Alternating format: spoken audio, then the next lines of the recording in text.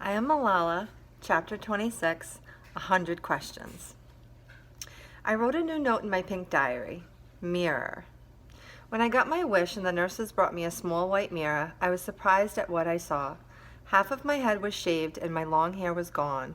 Stitches dotted my left brow. A huge purple and yellow bruise surrounded my left eye. My face was swollen to the size of a melon, and the left corner of my mouth turned down in a frown. Who was this poor, distorted Malala? And what had happened to her?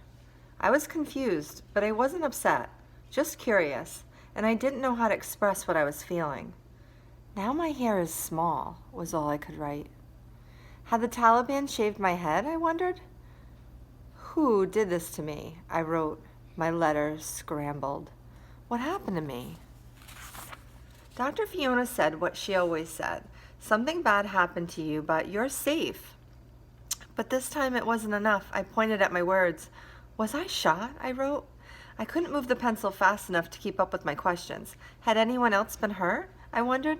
Had there been a bomb? I was getting frustrated with my sore head and my bad memory and the tube that prevented me from talking. I started to squirm. I would get out of here and find a computer so I could check my email and ask someone what happened. I saw the cell phone on Dr. Fiona's belt and signaled to her that I wanted it.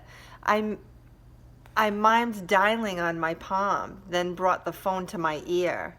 Dr. Fiona placed a gentle hand on my wrist and sighed. Then she spoke very slowly and calmly. You were shot, she said, on the bus on your way home from school. So they did it, I thought. The Taliban really did what they said they would do. I was furious. Not that they'd shot me, that I hadn't had a chance to talk to them. Now they'd never hear what I had to say. 2 other girls were hurt, Dr. Fiona said, but they're all right, Shazia and Kanat. I didn't recognize these names, or if I did, I couldn't remember who these girls were. She explained that the bullet had grazed my temple near my left eye and traveled 18 inches down to my left shoulder, where it stopped. It could have taken out my eye or gone into my brain, she said. It's a miracle you're alive.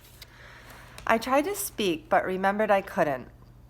I took the mirror and pointed to a splatter of black dots near my temple. Dr. Fiona grimaced slightly. Gunpowder. I lifted my hand and showed her more black dots on the fingers of my left hand. That's gunpowder too, she said. You must have lifted your hand to cover your face at the last minute. I will admit that I used to be sensitive about my looks. I was never satisfied.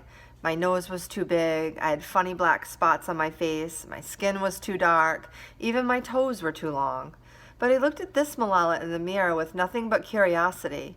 I was like a scientist studying a specimen. Ooh, that's a great simile. I wanted to understand exactly what had happened, where the bullet went, what exactly it had done.